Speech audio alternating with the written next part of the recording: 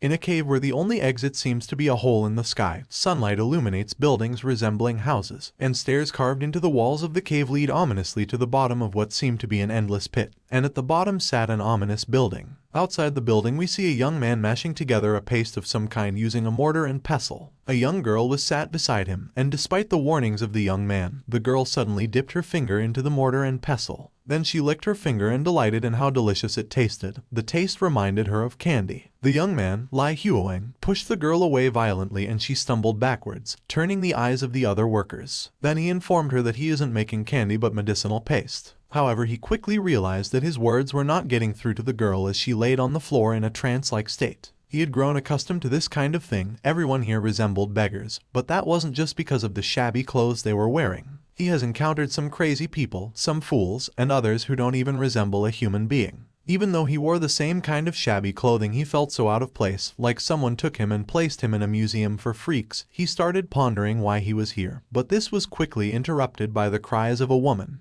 He turned his attention in the direction of the cries for help, and saw an overweight man who had pinned a young girl on the ground and had mounted her. It's been a long time since the fat man had seen a woman so pretty, so he begged the young girl to play with him. He promised that it would only be for a little bit. The other workers all suddenly started laughing in unison, and their eerie laughter echoing throughout the cave caused the young girl to start sobbing as she pleaded to the fat man. Huoeng turned his attention away and he returned to mashing the medicinal paste in the mortar and pestle. He recited to himself that everything he is experiencing right now is fake, everything is all an illusion. However, his body suddenly acted on its own. He jumped at the fat man and bashed him on the side of the head with the pestle. While the man was disoriented, Huoeng quickly positioned himself in between the man and the young girl. After gathering himself, the man shouted at Huoeng asking why he was trying to be self-righteous. He assured him that the master wouldn't like the fact that one of his workers got injured. Huoeng sneered at the man. What does it matter how the master feels? That bastard is insignificant to me. The man couldn't believe it, and as what Huoeng just said registered, all the mashing of the mortar and pestle stopped. Everything went silent and everyone turned their attention to Huoeng in disbelief. Suddenly footsteps were heard approaching, and a voice echoed asking if everyone was done arguing.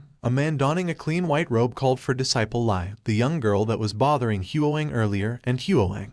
The man continued on saying that the master has called these two disciples. The fat man started laughing. It is common knowledge that those who are called by the master never return, and the fat man was laughing because it seemed today was Huoeng's and Lai's turn. Huoeng ignored him, and he turned toward the man donning the white robe. However, before he could take a step, the young girl he just saved grabbed his dirty robe, asking him not to go. Huoeng brushed her arm away, and he followed Lai and the man. As they made their way through a secret passageway, the young girl looked on anxiously. Outside the building, Huoeng thought to himself as his eye got adjusted to the bright light. He thought back on what just happened, and why he suddenly got angry on behalf of the young girl. He felt uneasy because this isn't his usual self and he couldn't let things like that start affecting his personality. He took a deep breath in as he obviously wasn't his usual self back there. As he was calming himself down by practicing a breathing exercise, Lai tried sneaking something into his pockets, however he caught her in the act. Lai exposed her hands, and in a trance-like manner of speaking she asked Huoeng if he wanted some candy. After a brief silence, Huoeng decided to take the candy out of Lai's hands. Lai seemed grateful that Huoeng accepted her gift. With a smile she started licking her fingers and singing praises for the master. She says the master is a great person for giving them delicious candy. The scene then shifts and we see Huoeng and Lai inside a cave illuminated by a reddish glow. As they walked, Huoeng looked around noticing a giant cauldron. The cauldron was massive, almost reaching to the ceiling. Huoeng and Lai walked past the cauldron and into a little opening in the side of the wall. Inside, as they approached, the master, who was mashing together the same medicinal paste using a giant mortar and pestle, waited for the two with his back facing the entrance. Lai brought her hands together and she bowed, alerting the master by greeting him. The master turned with an eerie smile, asking why his precious disciples kept him waiting. Suddenly he jumped in the air, flipping and landing behind Lai. Then he grabbed her by the neck and he threw her into the giant mortar and pestle. He jumped onto the mortar and pestle laughing like a maniac.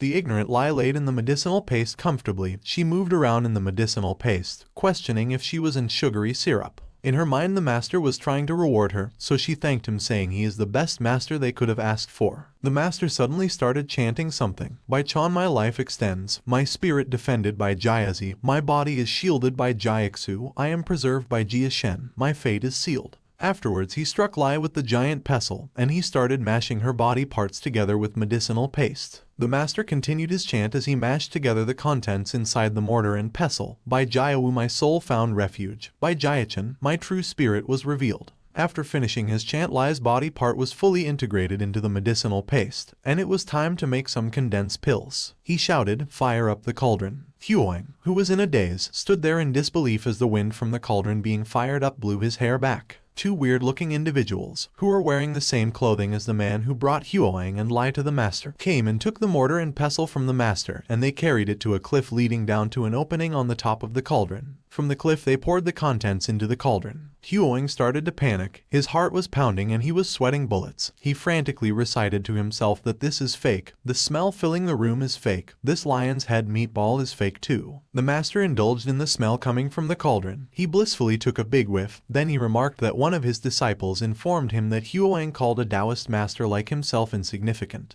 However, he considers himself a kind master, so he is willing to give Huang the benefit of the doubt. He turned around asking Huang if the report was true. Huang remained silent and frantically recited to himself, "Even the voices I am hearing right now are fake." Huang's silence agitated the master. He jumped at him shouting, "Answer me." As the master got closer, Huang closed his eyes, reciting, "This is fake, this is fake." And as the master's hand was about to make contact with his face, he opened his eyes to the beeping of a machine. He was restrained, however he felt relief. Everything had indeed been a hallucination. A short while later a doctor came in to let Huang out of his restraints, and after turning the beeping machine off, the doctor, Dr. Lee, pulled out an iPad and informed Huang that just like usual he will be asking him some questions about his hallucination. He asked Huang how he felt about the illusion this time, and if there was anything different or if something new happened. Huang stayed silent for a moment, then he explained that the environment was the same and he was doing the same thing as the other times he had the hallucination. It's just... He suddenly stopped talking, which made the doctor curious. He inquired about what happened this time, and after a brief pause Huang asked if he ever told the doctor about disciple Lai. The doctor looked through his notes on his iPad. Afterwards he shook his head, notioning that Huang had never made mention of this person. Huang explained that it didn't matter too much because the balding master he mentioned last time killed this person right in front of him, and then after mashing her body into the medicinal paste, he refined it into pills using a giant cauldron.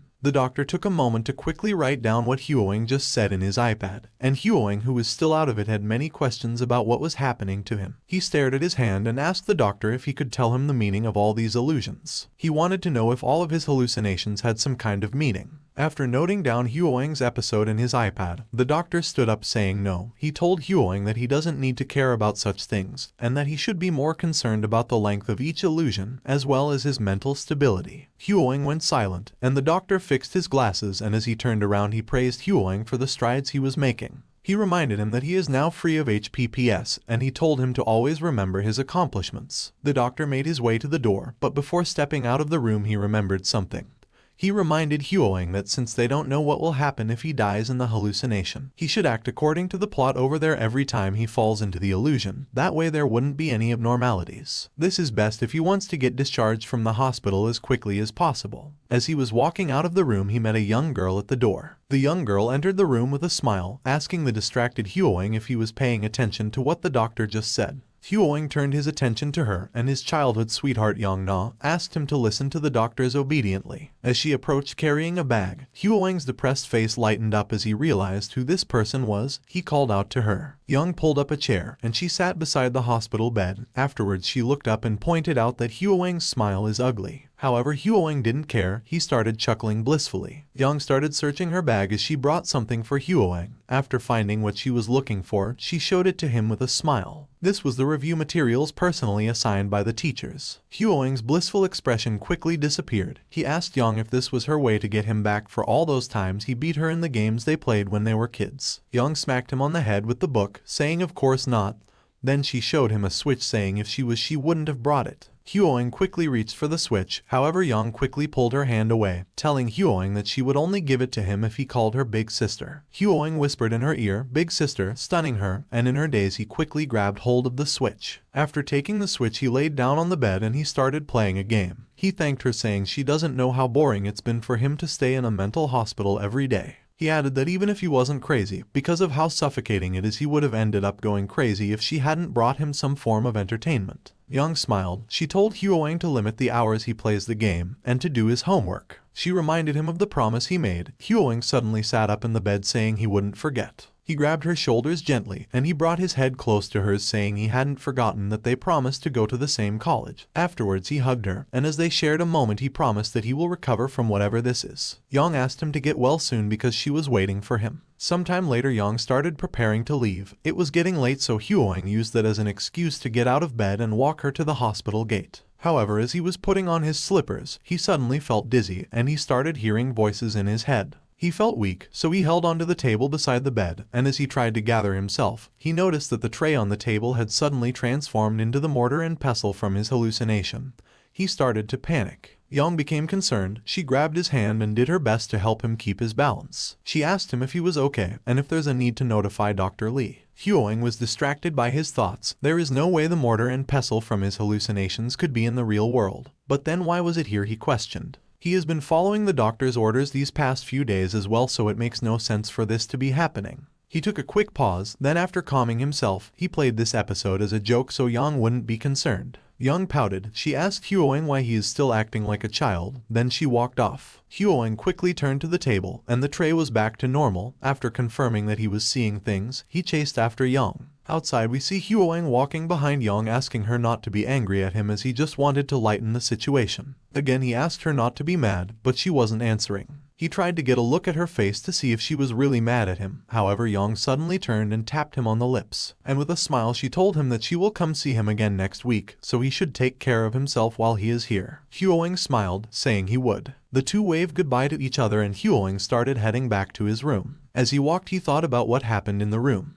He was convinced that he saw the mortar and pestle. This made him question if his condition had somehow worsened. If his condition has worsened, then he wouldn't be able to leave the hospital before the college exams, and if that happens he wouldn't be able to take the same university entrance exam as Young. He lifted his hands in the air and shouted in frustration. However, there's nothing he could do, so he decided to trust in the doctor as he is the best doctor his father could find. Suddenly something appeared in his pocket. He reached into his pockets in shock, questioning what it could be. He pulled out what seemed to be the candy syrup that Lai gave him. This made him paranoid. He decided to taste the candy to confirm if it really was the candy syrup from his hallucinations. As he did this he was hesitant to face the fact that something from his hallucinations really appeared in reality. After tasting the candy he suddenly started running to tell Dr. Lee about this development. However, he stopped halfway through. Something came to mind. With a devilish smile he came to the realization that this is a big opportunity for him, as there is more than just candy syrup in his hallucinations. Back inside the hallucination, Hyoang addressed the other workers, asking if any of them had money. The other workers didn't seem to understand, so Hyoang instead asked them if they had gold, silver, or a jade pendant he could borrow. He comments that they have no use for those items here, so they might as well let him borrow it for a short while. But this just further confused the other workers. Frustrated, Hyoang decided to let it go, as there is no way drug addicts could have valuables like gold and silver. Suddenly someone called out to him. It was the girl he saved. She asked him to come with her for a second.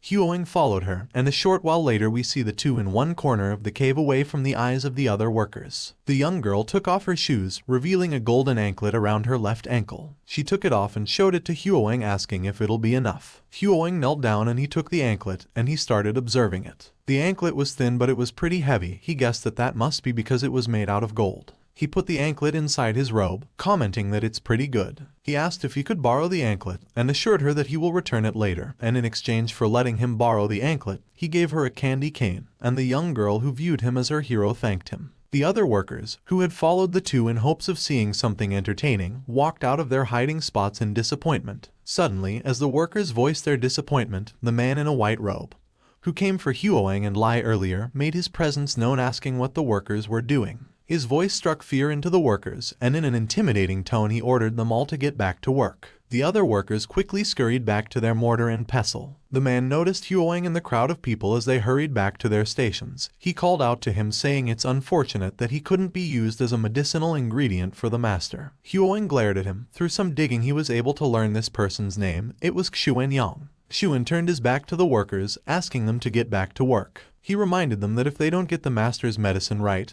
they will be skinned alive. As Xuan turned, Hyoang noticed a jade pendant swinging by his side. The pendant looks like an antique which brought a smile to his face, and he planned to make it his. In the dead of night, at 3 a.m. outside Xuanyang's residence, we see Huang walking out of the door with the pendant in hand. He didn't think things would go this smoothly. It turns out that Xuan isn't in his residence tonight. He held out his arm and stared at the pendant. If he can somehow take this out to the real world and sell it, it should be able to take care of him and Yang's college tuition fees. He started making his way back to the bottom of the cave, singing about the pendant. However, on the stairs in front, a little bit further down, he noticed bright lights. Fearful of what it could be, he stopped his track down the stairs and called out, "Is anyone there?" Xuan suddenly appeared behind him asking what he was doing awake at this hour of the night, and what he was doing here of all places. Huang couldn't respond, he froze because of fear. Thanks for watching. If you enjoyed the video, then watch another one. Also, don't forget to like and subscribe.